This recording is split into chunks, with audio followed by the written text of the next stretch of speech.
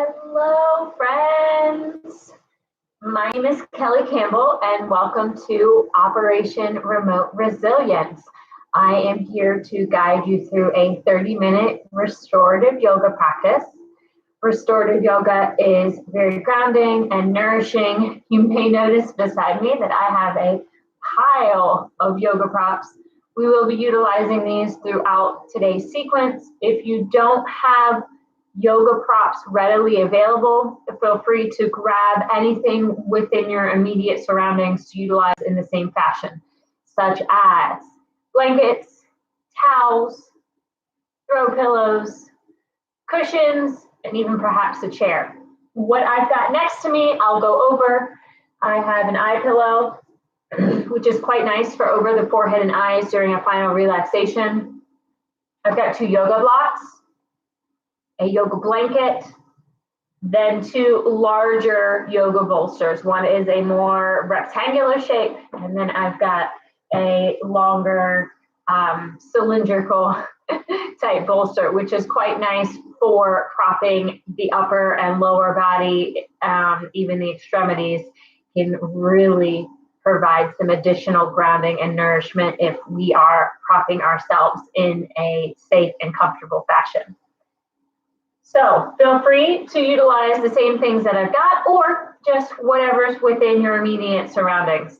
Throughout our practice, if there is a specific posture or shape that does not resonate with what you need, feel free to opt out.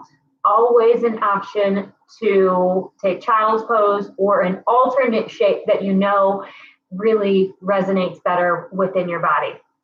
If you haven't already, please consider subscribing to the Warriors at Ease YouTube channel. This allows you to stay up to date on all of the videos being offered, both with yoga and meditation, so you can practice on the go whenever you feel the need to ground and reconnect to your breath and body. Let us go ahead and get started with today's practice. In a comfortable seated position, any shape that calls to you. I normally gravitate towards knees bent with legs crossed. You can take something similar or perhaps totally different. Hands come palms down to either thighs or knee space. We're going to move through some gentle seated motion and then set up for our first shape. So, utilizing the entire spine, we begin to take circles into the space above us. Eyes can be opened or closed, your choice. And with the practice that we will explore together, we're going to move very slowly, very intentionally. The shapes that we take, we will hang out in for a bit of time to allow ourselves an opportunity to really explore what we notice and feel. In doing so, switch directions. This practice specifically can help reduce stress, promote feelings of well-being, support yourself in finding rest, recharge the batteries, return to center. We take shoulder rolls. Shoulders rise towards the ears. They come back to pinch together the spine. And you like fall down the back. 3 more times.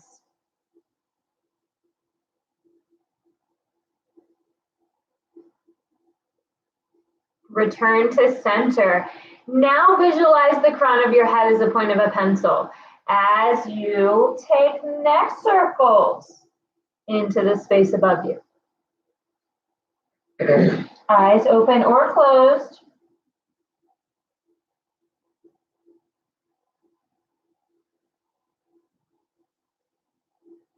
Switch directions.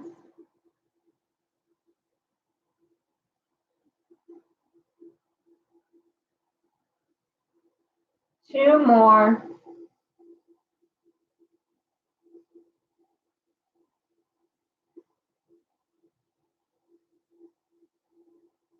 Return to center. From your seated position, we will then now move towards a supported child's pose. If you are practicing on a surface that is rather hard, always an option to double over your mat or include in an additional layer of support for underneath the knees.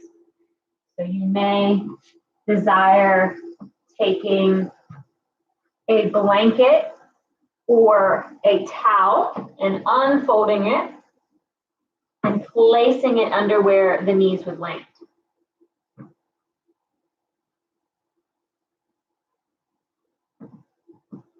If you notice discomfort as you bring your hips down to your heels or discomfort between the heels and the ground, another option to utilize a blanket, a pillow, a towel roll, and you can place it under this space or even place it under the space beneath the hips. Then begin to work your upper body forward down towards the earth. Great place to include in a block underneath the forehead. As you can tell in my body, to slide the block underneath the forehead lifts the ground towards me, which allows space for my head and the chest. Any arm placement that works for you. You can extend the hands out. If that causes pain or discomfort in the shoulders, you can add an ample bend into the arms. Eyes can be opened or closed here as we arrive.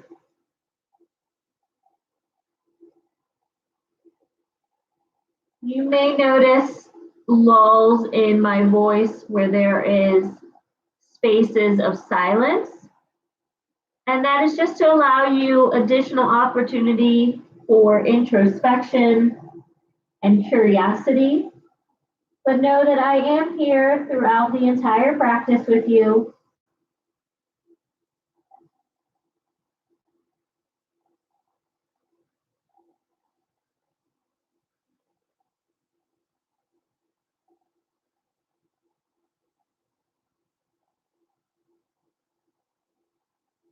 Soften the jaws. Peel the tongue from the roof of the mouth.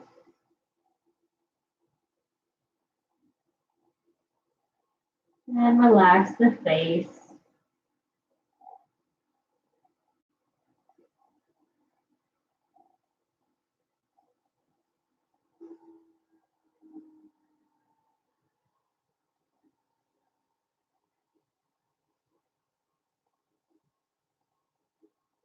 Take 5 more unhurried rounds of breath here.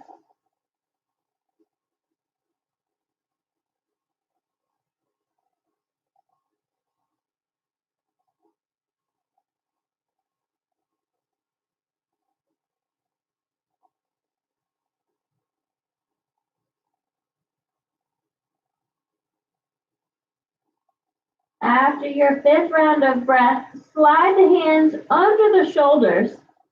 Hands are wide. Press through the hands as to lift your upper body off of the ground. Remove any props you may have utilized. Just place those off to the side within arm's reach. From here, we come to tabletop to move through some gentle cat-cow motion.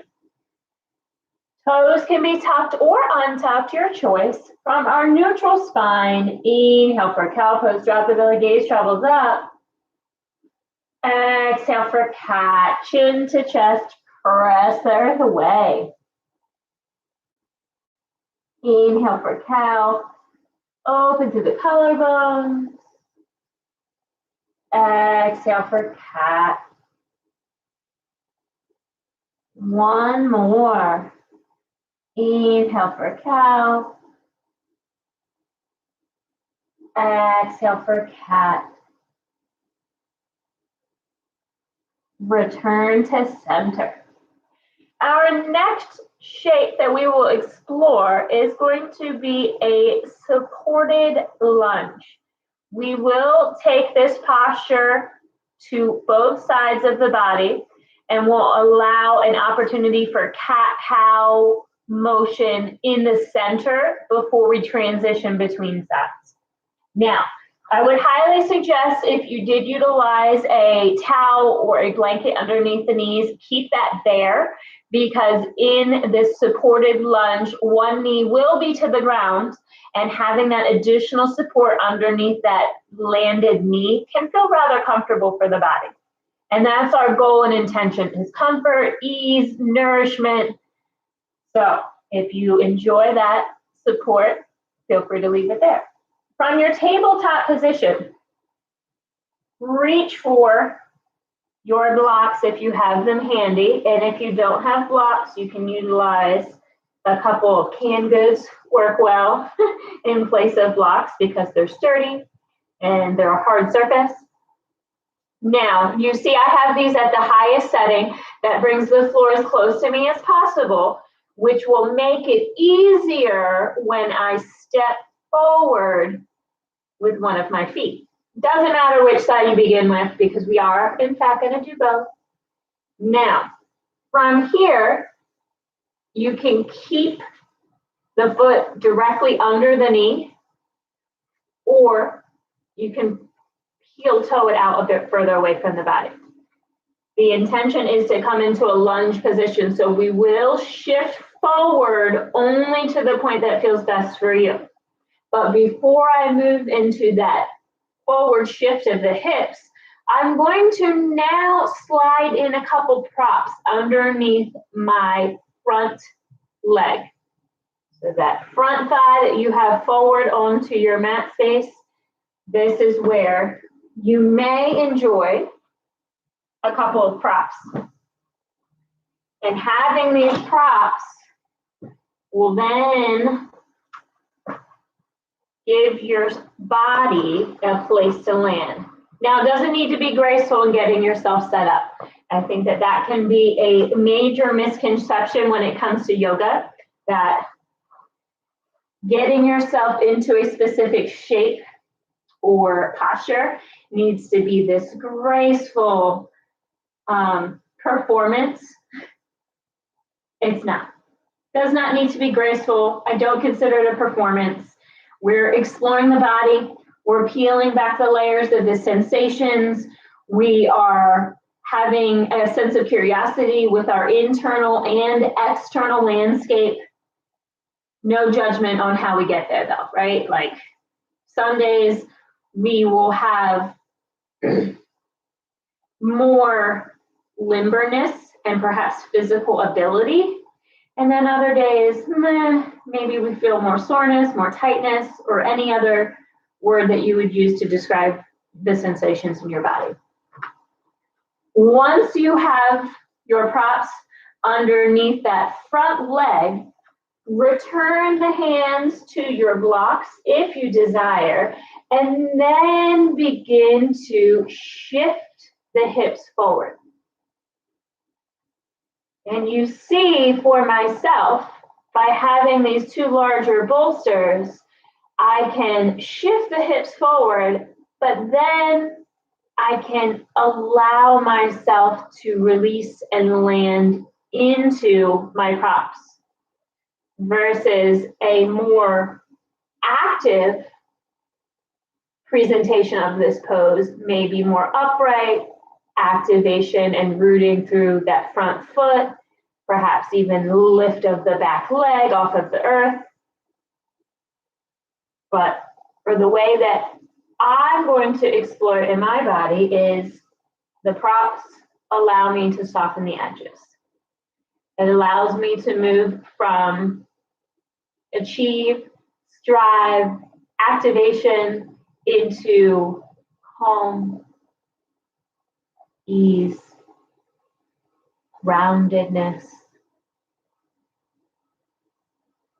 If you would like it to take it even further, you can bring the upper body down towards the ground, or even some additional props.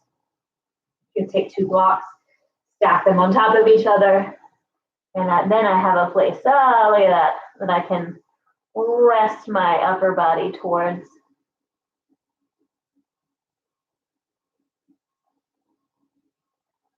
Take 5 more slow rounds of breath.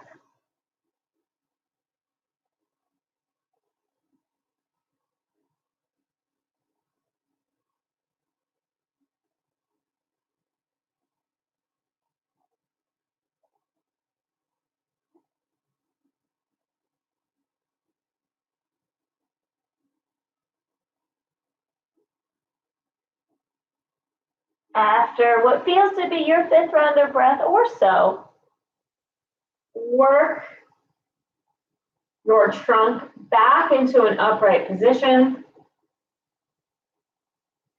Begin to shift the hips backward towards center where we began. Come upright. Then take out any props you may have utilized. Maybe a location that isn't very graceful in getting out of. And that's absolutely okay. Absolutely normal. Let's see, even for myself.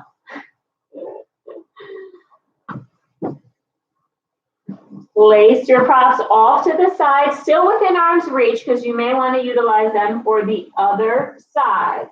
But before we set up for the other side, we're going to bring that knee back to the ground. Stay here. Inhale. Exhale. Return hands to the earth if you did utilize blocks or some sort of prop. And we take cat-cow motion. Inhale for cow, drop the belly, gaze travels up. Exhale for cat. Chin to chest, press everything away through hands and lower body. Inhale for cow. Exhale for cat. Take a few more on your own. I really enjoy this transitional movement, specifically in shapes where we take it one side at a time, because it allows my body and my mind to explore those continued sensations that are taking place, that I've done that supported lunge only to one side. What do I notice and feel?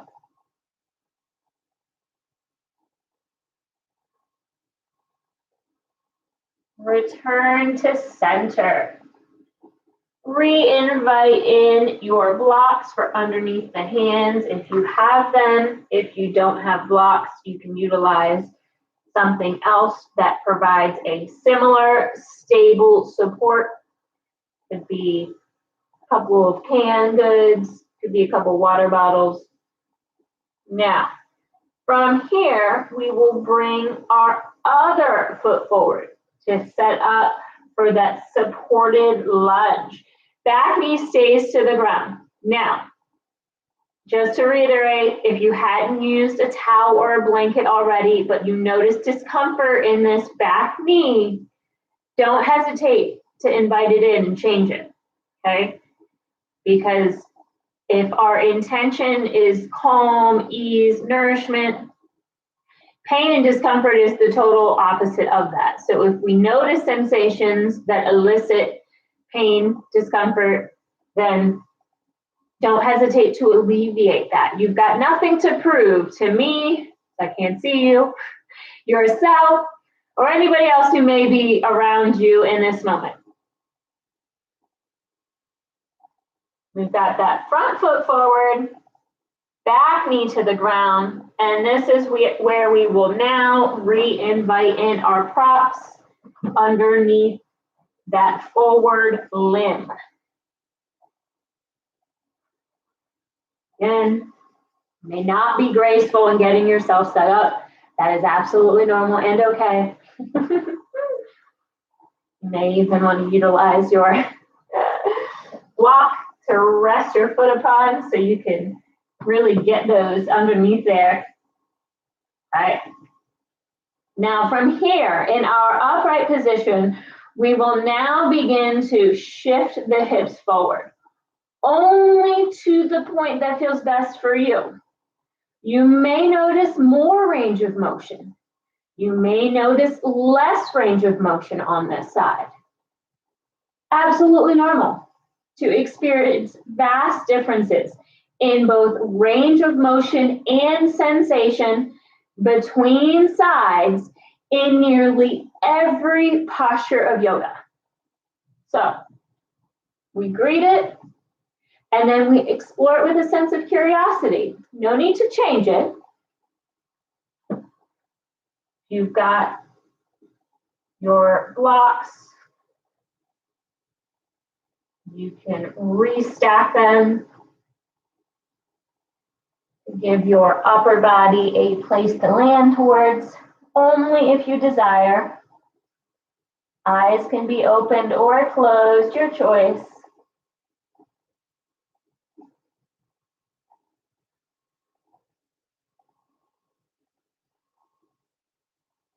Soften the jaws.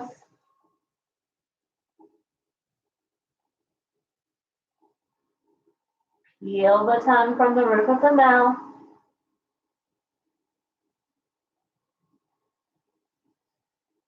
If you explored having the trunk forward and that just does not feel great for what you need, you can always stay upright and explore the sensations taking place within the lower body.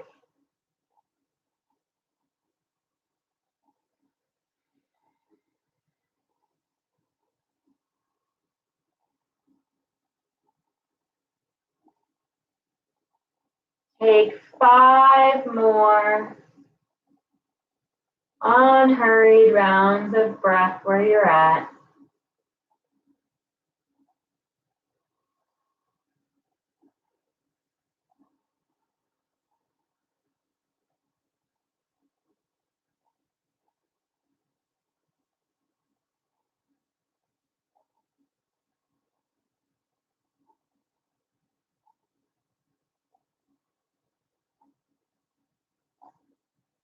After what feels to be your 5th round of breath or so, bring the trunk back to an upright position if you have folded it forward. Then return yourself completely upright with the trunk. Controlled motion, shift the hips back towards center where we began. If you incorporated in any props, begin to take them out.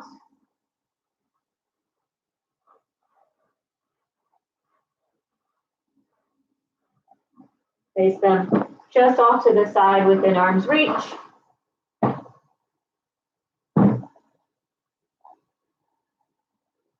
Work the knee back onto the mat. Return the hands to the ground for tabletop. We take cat-cow motion one more time. Inhale for cow pose, gaze up. Exhale for cat, press it away. 2 more. Inhale for cow pose. Exhale for cat. 1 more. Inhale for cow. Exhale for cat. Return to center as we now set up for supported fish pose, our final relaxation. We are setting up for it now, so we have ample time to explore it. You've got blocks. Set them up in a graduated fashion, tallest block being furthest away from the body, and then lower block being closer to the body, much like I have here. And you can play with the height of it, of like what works for you, or even come here like one propped on top of the other. Take a bolster and place it on top of those two blocks. So if we just take a moment to observe this setup, we've got this inclined setup of our bolster, which will allow our spines to be really nicely supported. Bring your low back directly against the prop. And sometimes there can be concern of props sliding away from the body based on what type of flooring is underneath of your items. So if that is of concern, you can scoot yourself against a wall, and then you know it's not going anywhere.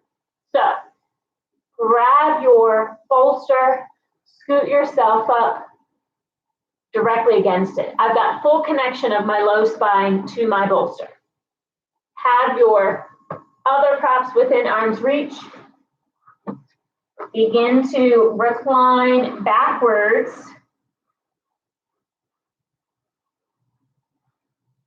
And as you can see, I had also placed this larger bolster underneath my knees as well. That bend in the lower body can feel really nice to the low spine also. If you have a blanket or a towel, you can unroll that and place that over the body for some additional comfort, warmth, and if you don't have an eye pillow, you can utilize a hand towel or washcloth and just fold that over and place it onto the forehead and eyes. Because even with our eyes closed, specifically during daytime or if we have a lot of electronics around, that when we close our eyes, we will still get some light pollution through our eyelids, right? Of like bright light or that bright electronic LED or fluorescent lighting, depending upon what type of space that we're set up in. So taking an eye pillow, hand towel, washcloth to the forehead and eyes really allows that additional layer of nourishment, calm, and ease. Hand placement is personal preference, can come anywhere along the physical body, or perhaps you bring the hands to the ground beside you. And for the next bit of time, I will be silent as to allow you space for introspection and curiosity without me being a disruption. And I will still be here. So let us rest together, my friends.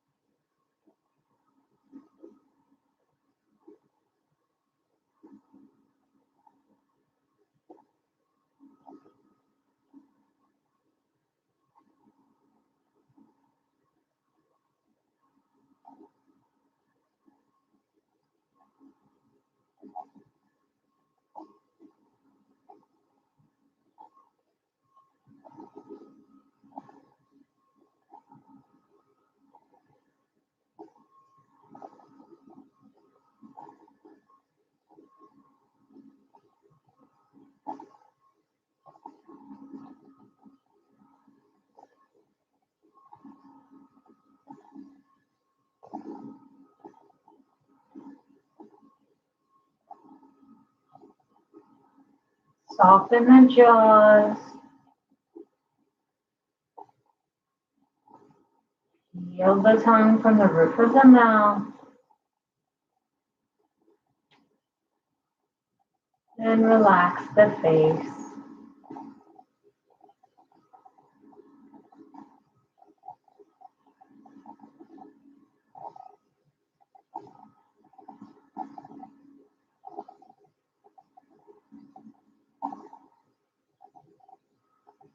Take 5 more nourishing, slow rounds of breath.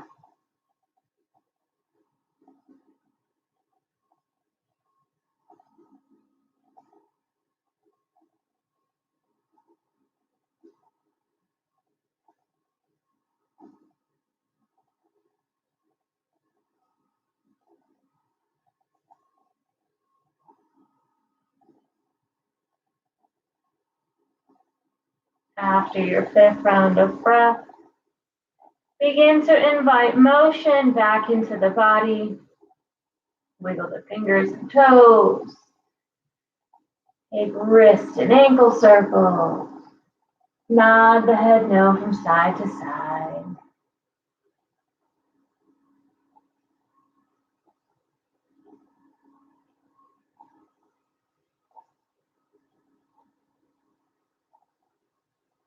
From our supported fish pose, we will make our way back to a comfortable seated position to conclude our time together.